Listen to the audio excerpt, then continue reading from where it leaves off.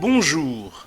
Citoyen TV, la chaîne de l'Afrique digne et de sa diaspora, vous présente les brèves. Au sommaire, diaspora, intervention de Willy Blah au sujet des élections en Côte d'Ivoire.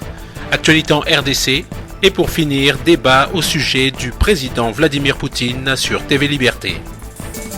Tout de suite, diaspora, intervention de Willy Blah. Je vous lance cet appel. Boycottons les élections de 2015. Car le président Laurent Gbagbo est en prison. Le ministre Blé Goudé est en prison.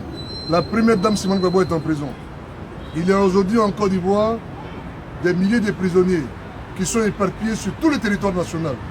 Vous avez encore ces fameux chasseurs traditionnels, les Dozo, qui sillonnent par dizaines de milliers le territoire national, armes à la main. Comment voulez-vous aller aux élections dans de telles conditions? Nous avons par centaines de milliers des Ivoiriens qui sont en exil. Comment voulez-vous aller aux élections dans de telles conditions? Pour vous rappeler, la mère, la génitrice du ministre Lida Kwasi a été mise en bière un jour et il n'a même pu assister aux obsèques de sa mère. Comment voulez-vous aller aux élections dans de telles conditions? Nous vous demandons, mes amis, de boycotter ces élections et de démontrer une fois de plus au monde entier que les conditions ne sont pas réunies. Parce qu'il n'y a pas de paix, parce qu'il n'y a pas la concorde, parce que la paix est incarcérée à La Haye. Oui, celui qui incarne la paix est à La Haye. La réconciliation est à La Haye. Car celui qui incarne la réconciliation aujourd'hui est à La Haye. Nous disons aux Ivoiriens, ne vous sentez pas concernés par l'appel de ces opposants d'un nouveau genre, d'un nouveau modèle, qui sont adoubés par une petite partie de la communauté internationale, qui sont adoubés par Alassane Ouattara, qui sont fabriqués pour accompagner Ouattara dans cette imposture qui provoquera encore une guerre où des parents vont encore trouver la mort. Nous disons non et nous vous appelons à résister jusqu'à la libération du président Laurent Gbagbo et des prisonniers politiques. Je vous remercie. Tout de suite, actualité en RDC. Depuis le lancement des opérations contre les forces négatives le 27 janvier 2015, la FARDC ne cesse d'engranger des victoires sur les forces du mal qui subissent d'importants revers.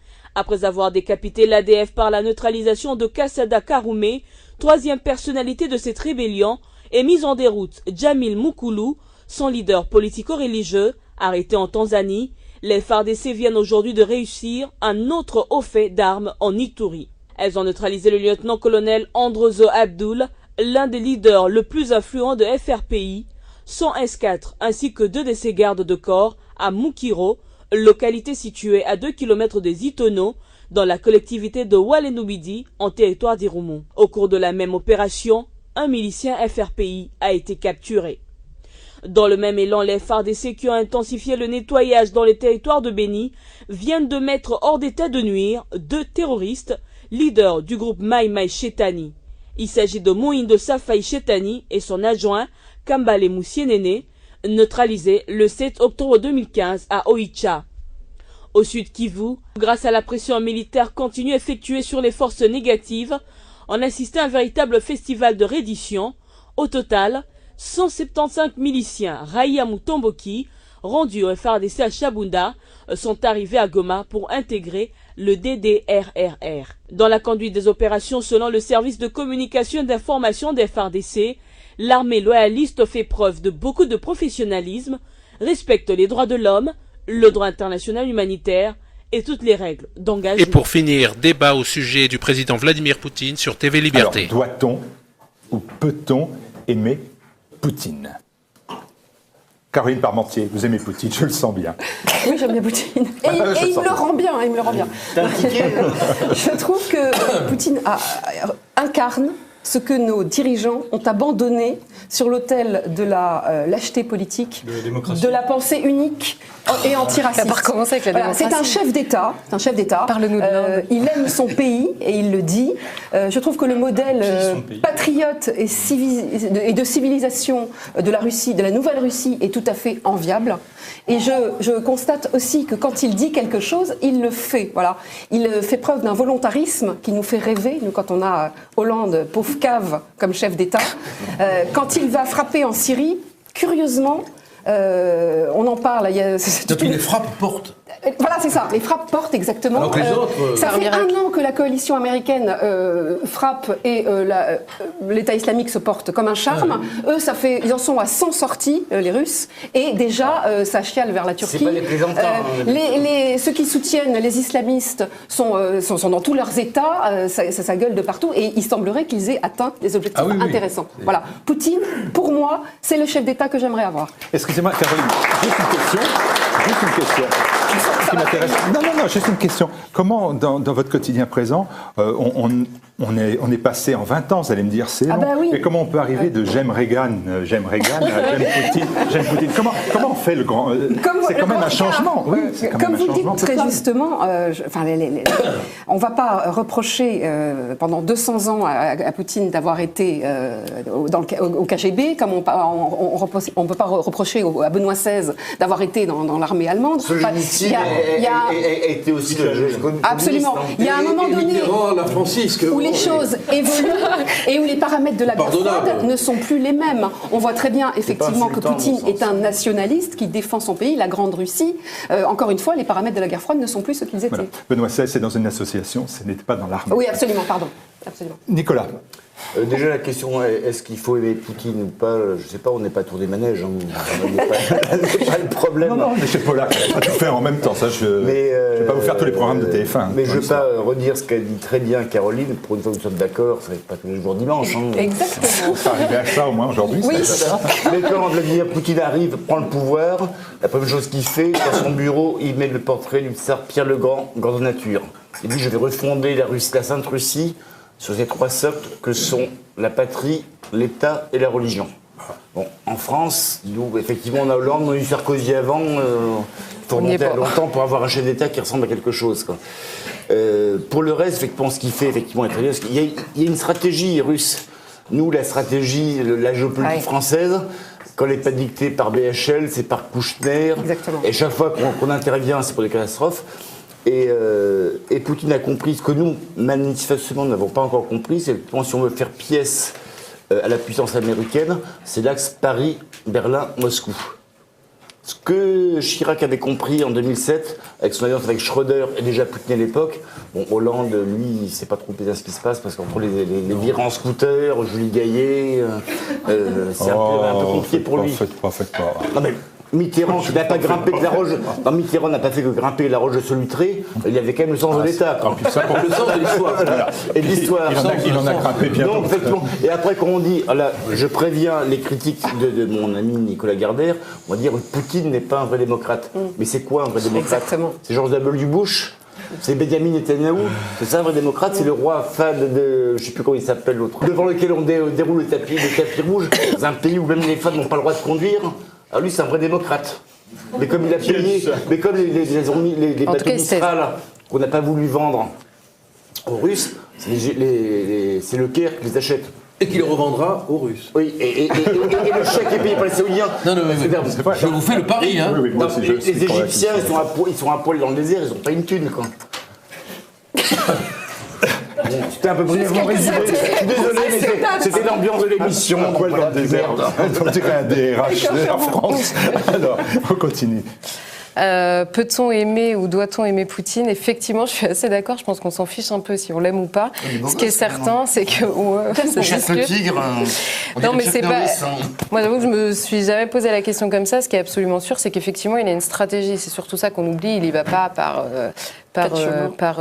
lui non plus, n'y va pas seulement par amour des Syriens et de leur vie quotidienne. Effectivement, il a une stratégie, sauf qu'il n'en a pas changé, lui. Et quand on voit comme, effectivement, aujourd'hui, il est un espoir pour les Syriens. Hein. Pour le Syrien, on en parle beaucoup en ce moment, mais le Syrien qui a perdu sa maison, qui est menacé par des dizaines de groupes djihadistes différents et qui ne s'appellent pas tous État islamique, mais qui, sur le terrain, font tous la même chose, lui frappe, effectivement, et ça donne quelque chose. Après, quand on voit la réaction chez nous, c'est François Hollande qui déclare que non, il faut frapper seulement Daesh. Parce qu'effectivement, je pense qu'on ne dit pas assez combien il y a de gens bien au front Al-Nosra. On oublie un peu de le dire. Donc quand il nous dit il faut frapper que Daesh... Charlotte Dornelas vous parle en étant allé plusieurs fois en Syrie, dernièrement pour Valeurs Actuelles. Voilà, et quand on dit il faut frapper que Daesh, sérieusement, par rapport au terrain syrien, ça n'a aucun sens. Et quand ensuite Fabius intervient 2 jours après en disant non mais c'était une erreur de langage, ou je ne sais pas exactement ce qu'il a dit, y a-t-il un pilote dans l'avion, quoi. Oui. Et alors ce qui est sûr, c'est qu'en Russie, il y en a un. Alors qu'on aime ou pas Poutine, c'est pas la question. Ce qui est sûr, c'est qu'il y a un pilote dans l'avion et qui sait exactement ce qu'il fait, que ça faisait 4 ans qu'il prévoyait, qu'il soutenait effectivement en parole déjà, mais ce qui était important dans une guerre qui était aussi médiatique en Syrie, il soutenait en parole le gouvernement et l'armée syrienne, et il se trouve qu'aujourd'hui il passe à l'acte et les Syriens ne peuvent être que soulagés. On peut pas se dire est-ce qu'on aime Poutine ou pas, et se lancer encore dans des grands débats sur la démocratie, mais qu'est-ce que les Syriens s'en foutent de la démocratie aujourd'hui, quoi. Mais on s'en fiche, aujourd'hui on parle de... Mais non, mais on parle... Là on parle de Poutine. Non mais auprès des Russes. C'est très populaire en Russie. Extrêmement populaire. Mais vous, le grand démocrate, laissez les gens se gérer. C'est incroyable, quoi, sérieusement. On va laisser 2 secondes la parole à Philippe Randa, dont je vous rappelle que sa famille est russe. Voilà. Ah bon, laquelle? Je ne vois pas du tout. Alors écoutez, je ne sais pas si on peut aimer Poutine, mais en tout cas, moi, je sais qu'il y a des gens qui aiment Poutine. Alors peut-être pas 7 Français sur 10, mais enfin, ça doit faire une belle jambe à Poutine, les 7 Français sur 10 qui ne l'aiment pas. Mais on vient d'apprendre que les Chinois viennent d'envoyer leur porte-avions rejoindre la Russie pour faire une autre coalition parallèle à celle des États-Unis, vu l'incompétence de celle des États-Unis et de la France. Enfin bon, parlons pas même pas de la France. 5 avions. Et dans cette coalition auprès de Poutine, en plus des Chinois, c'est quand même pas tout à fait rien du tout les Chinois, il y a aussi l'Iran. Ce n'est pas non plus rien du tout sur l'échelle mondiale et surtout dans la région là-bas. Donc est-ce qu'on peut aimer Poutine? En tout cas, il y en a qui l'aiment, oui, ça c'est clair, parce qu'ils y ont des intérêts. Et je l'ai dit, moi j'ai eu l'occasion d'aller voyager un peu en Russie. Effectivement, Poutine est impopulaire partout, c'est vrai dans le monde occidental, sauf en Russie. Bah oui. Mais comme ici on ne vote pas ni pour lui ni contre lui, les Russes votent pour lui. Alors rapidement, enfin bon, je veux dire, Charlotte Dornelas a son fascisme du regard sur la Syrie puisqu'elle y allait. Moi, j'ai mon fascisme du regard sur la Russie puisque j'y ai vécu et j'en ai été chassé. Mais il y a combien de temps? C'est en 2004. Ils sont pas bêtes, c'est déjà bien installé. Poutine était déjà bien installé. Ils ont vraiment viré. Juste un point. J'y ai consacré ma thèse de doctorat. Simplement, juste une chose. Après, Poutine est le chef d'État d'un État important, ok. Il participe aux relations internationales comme d'autres chefs d'État, il n'y a pas de problème. Un État démocratique. Hein. Le problème sur Poutine, si vous voulez, je ne sais pas si vous vous souvenez, le boyfriend de Montaigne, Étienne de la Boétie, avait écrit un petit bouquin assez sympa qui s'appelait, c'est le gars, qui s'appelait La passion de la servitude. Et quand je vous entends, avec cette sorte de fantasme de domination, ce fantasme d'asservissement, cette mentalité d'esclave, ce désir d'avoir un président comme Poutine, je veux un homme comme Poutine. Je vous vois venir à 3000 mètres. Vous vous rendez pas compte de quoi on parle, vous vous rendez pas compte de la valeur, vous vous rendez pas compte de la valeur de la démocratie. Cette démocratie tellement imparfaite, mais la démocratie quand même, et ça n'a rien à voir. Ça n'a rien à voir. Je m'en fous de la démocratie. Les restrictions des libertés fondamentales. Ça n'a rien à voir. Vous mélangez tout. Avec des permissions aberrantes. Vous avec votre canard là. Vous avec ce canard là. Vous croyez vraiment que votre canard qui ne plaît pas forcément. Vous croyez vraiment que ce canard il serait autorisé en Russie? Vous croyez vraiment que la liberté d'expression, la liberté de la presse est possible là-bas? Vous croyez vraiment qu'il y a des élections démocratiques? Si vous voulez, la popularité de Poutine, il y a un culte de la personnalité qui est organisé. On voit Poutine à la télévision 6 heures par jour. Aucune opposition n'est tolérée. Et n'oubliez pas une chose, c'est que Poutine est aussi le chef d'une plutocratie. Il y a une oligarchie en Russie. L'oligarchie. Parce qu'il n'y en a pas une ici, peut-être?